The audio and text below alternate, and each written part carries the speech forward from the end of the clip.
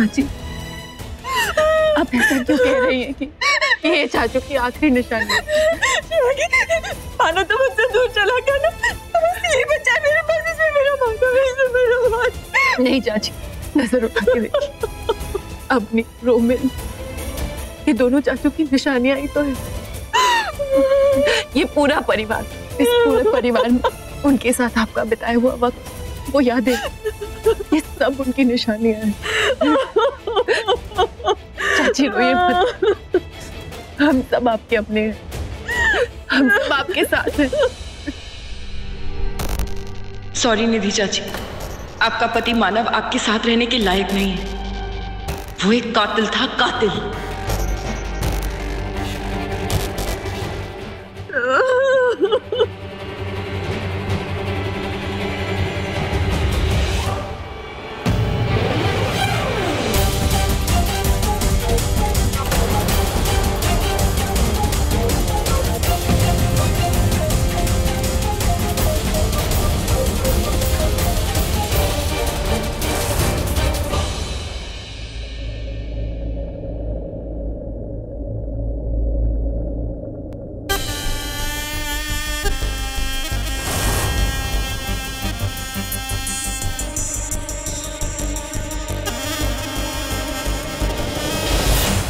ऋषा अपना काम जानती है, तू जाके अपना कर।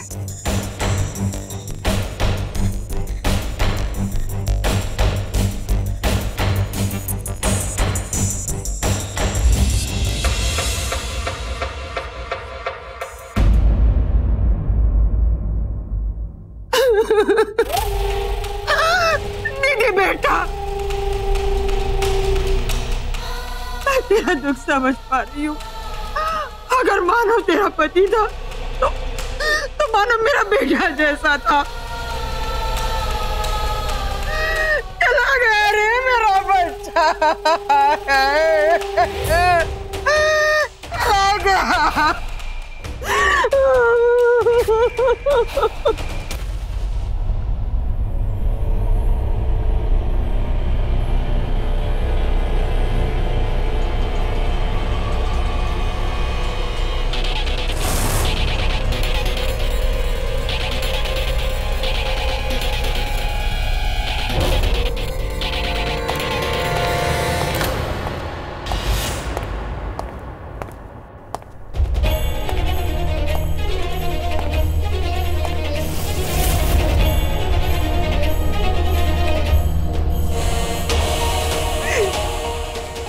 मैं जानती हूँ निधि चाची, आपको बहुत तकलीफ हो रही है, पर आप नहीं जानती, मानव एक अच्छा आदमी नहीं था, ना ही वो एक अच्छा पति था। काश मैं आपको उनकी सच्चाई बता पाती। वो तो एक हत्यारा था, मेरी माँ का कातिल।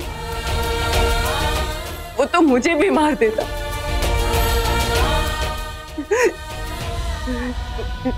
शिवांगी,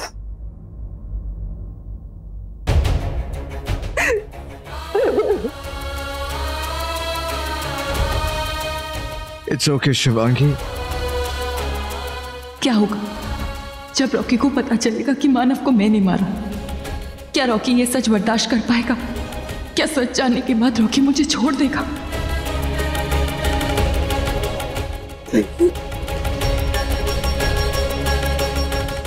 मैंने देखा कि तुम्हारे दिल में मेरी फैमिली के लिए कितना प्यार है, कितनी फिक्र है, कितना प्यार करती हो तुम उन्हें। जानता हूं तुम पर क्यों है। निधि चाची का दर्द नहीं देख पाई ना रॉकी, इसीलिए कभी कभी बहुत डर लगता है, कहीं मेरी वजह से इस परिवार के किसी सदस्य को कुछ हो गया तो। शिवांगी, कैसी बातें कर रही हो तुम? बिल्कुल नहीं। इनफैक्ट तुम तो इस फैमिली की ढाल हो, सबको तुम ही तो बचा रही हो। तो तुम्हारी वजह से कैसे? मैं नहीं मानने को तैयार हूँ। उल्टा मैं तो ये मानता हूँ तुम जो कर रही हो वो सही कर रही हो। पहले तुम्हारा साथ नहीं दे सका, लेकिन अब आंख बंद करके तुम्हारा विश्वास करूंगा। मैं जितना प्यार मैं तुमसे करता हूँ उतना ही प्यार अपने परिवार के साथ भी करता हूँ। और अब तुम भी इस परिवार का हिस्सा। कम सब ठीक हो जाएगा। नहीं, मैं उस परिवार का हिस्सा नहीं जो मेरी माँ का हत्यारा है। मुझे उनसे अपना इंतकाम लेना है, उन्हें सबक सिखाना है। उन्होंने गुनाह किया है तो सजा भी भुगतेंगे ही। पर मैं रॉकी से भी प्यार करती हूँ। मुझे कोई ना कोई रास्ता ढूंढना होगा कि मेरा इंतकाम भी पूरा हो जाए और मुझे मेरा प्यार भी मिल जाए। शिवांगी, शिवांगी, ये सब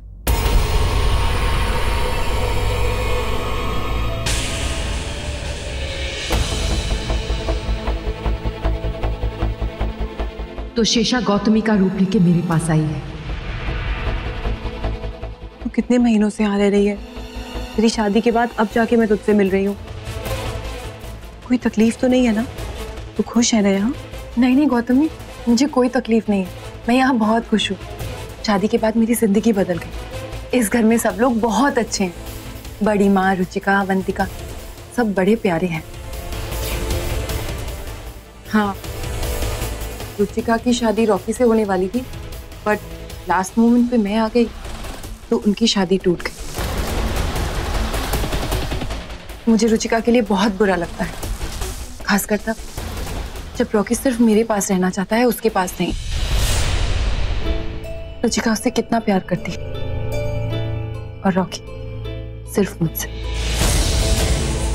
सच कहूं तो बहुत किस्मत वाली हूं मैं कि मुझे रॉकी जैसा पति मिला। और उस दिन बड़ी माँ मुझसे कह रही थी कि बहुत अच्छा हुआ कि मैं रॉकी की जिंदगी में वापस आ गई। रॉकी, रॉकी, रॉकी, तेरे पास और कुछ नहीं है बात करने के लिए? अचानक तुझे क्या हो गया? इतना गुस्सा क्यों हो रही है? नहीं, मेरा मतलब घर में इतने सारे लोग हैं और किसी के बारे में भी तो बात करना। अच्छा एक काम कर, सबको छोड़, तू बस अपनी बात बता। तू खुश है ना यहाँ? कोई तकलीफ नहीं है पक्का? मैं बिल्कुल ठीक हूँ, बहुत खुश हूँ। नागमणि है। कहाँ है? किसके पास? नागमणि की वजह से रॉकी की जान बच गई। एक बार तब जब उसका एक्सीडेंट हुआ, दूसरी बार जब महेश ने उस पर हमला किया। अब नागमणि कहाँ है? उसी के पास, वही आदमी जो मेरे पास नागमणि लेकर आया था रॉकी की जान बचाने के लिए। पता नहीं कौन था वो, शायद कोई फरिश्ता ही था जिसकी वजह से रॉकी बिल्कुल ठीक हो गई। जानती है, रॉकी को बचाने में रुचिका ने मेरी बहुत मदद की। बहुत अच्छी लड़की है बेचारी। अच्छा सुन, मैं नीचे जा रही हूँ। निधि चाची को हम सबकी बहुत जरूरत है, तू भी आ जा।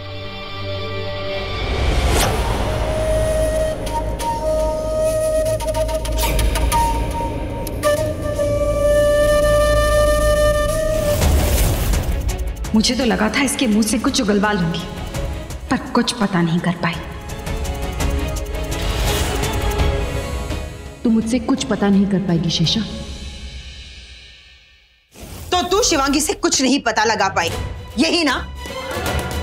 जो बात शिवांगी ने मुझे रुचिका समझ के बताई, वही बात उसने गौतमी को भी बताई। इसका मतलब वो झूठ नहीं बोल रही। मैंने उसे रॉकी की बातों में ऐसे घुमा फिरा कर रखा कि उसे पता ही नहीं चला कि मैं सच बोल रही हूँ या झूठ। इसका मतलब एक नागिन ने दूसरी नागिन को चकमा दे दिया। मुझे तो ऐसा लग रहा है जैसे मैं दो लोगों की नहीं, नागिनों की कहानी सुन रही हूँ। रॉकी के सिवाय उसके पास और कोई कहानी नहीं थी सुनाने के लिए। तो इसका मतलब यही हुआ ना कि हम जहाँ थे वही घूम फिर के आ गए।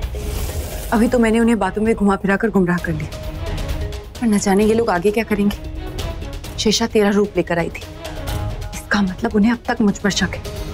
हमें बहुत सतर्क रहना होगा। गौतमी, मौका मिलते ही इस घर से चली जाना, वरना यहीं फंस कर रह जाएगी। फंस तो हम चुके ही हैं, पर मेरे पास अब भी एक ऐसा इंसान है जो बता सकता है ये चारों खून किसने किए। अच्छा, वो ठीक हो गया? कौन ठीक हो गया? ऐसी कौन सी बात है जो तुम दोनों जानते हो जिसके बारे में मैं नहीं जानती? बहुत दिनों से मैंने पता नहीं लगाया। एग्जैक्ट सिचुएशन क्या है मुझे नहीं पता। मक्खी तो इतनी लापरवाह कैसे हो सकती है? चल अभी चल के देखते हैं। एक मिनट, ऐसे इशारों में तुम दोनों क्या बात कर रहे हो, मुझे भी बताओ। तो चल के खुद देख ले। तेरी जिंदगी का सबसे बड़ा धक्का, मतलब सरप्राइज देने जा रहे हैं। रुद्र, हमारे पास वक्त बहुत कम है। शेषा मेरी बहन गौतमी को घर ले आई है। मैं उसकी जान खतरे में नहीं डाल सकती। ऊपर से वो अवंतिका और यामिनी, अब तक उन दोनों को मुझ पर शक है। मैंने अभी के लिए उन दोनों को गुमराह तो कर दिया है, लेकिन कब तक? वो दोनों ऐसे चुप नहीं बैठेंगी, कुछ ना कुछ जरूर करेंगी। इससे पहले कि वो कुछ करे, हमें कुछ करना होगा। शांत रहो शिवांगी, हमें कुछ भी करने से पहले सोचना होगा। जल्दबाजी में कुछ नहीं करना है। करना होगा रुद्र, वक्त नहीं है मेरे पास। अगर मेरा असली चेहरा सबके सामने आ जाए तो मेरा इंतकाम अधूरा रह जाएगा। मैं अपनी माँ के कातिलों को मारना चाहती हूँ। 4 कातिल अब तक जिंदा है रुद्र। ठीक है, तो फिर हमें सबसे पहले उसे मारना होगा, यामिनी को। यामिनी? हाँ, शेषा और अवंतिका को रातों रात मारना आसान नहीं है। यामिनी एक साधारण इंसान है, हम उसे आसानी से मार सकते हैं। और एक बार यामिनी मर गई, उसके बाद शेषा और अवंतिका कमजोर पड़ जाएंगे। जानता हूं वक्त कम है हमारे पास, पर जो भी करना है सोच समझकर करना होगा। ऐसे ही अपनी जिंदगी खतरे में डाल के नहीं। गुरुजी बिल्कुल सही कह रहे हैं, हमें एक प्लान बनाना होगा और फिर यामिनी को मारना होगा, क्योंकि यामिनी को मारना इतना भी आसान नहीं होगा। वो एक इंसान है तो क्या हुआ, उसके साथ वो शेषा और अवंतिका हर वक्त रहती हैं। और फिर उसके पास वो गरुड़ कवच भी तो है, उसके चलते। कोई बात नहीं, चाहे यामिनी को मारना कितना भी खतरनाक क्यों ना हो, मैं ये खतरा मोल लूंगी। तो ठीक है, सबसे पहले हमें उसका गरुड़ कवच उतारना होगा। और शिवांगी, हम उसे मारे कहां? वहीं जहां से उसने कत्ल की ये कहानी शुरू की थी, जहां उसका घर था, पंचनेर की हवेली।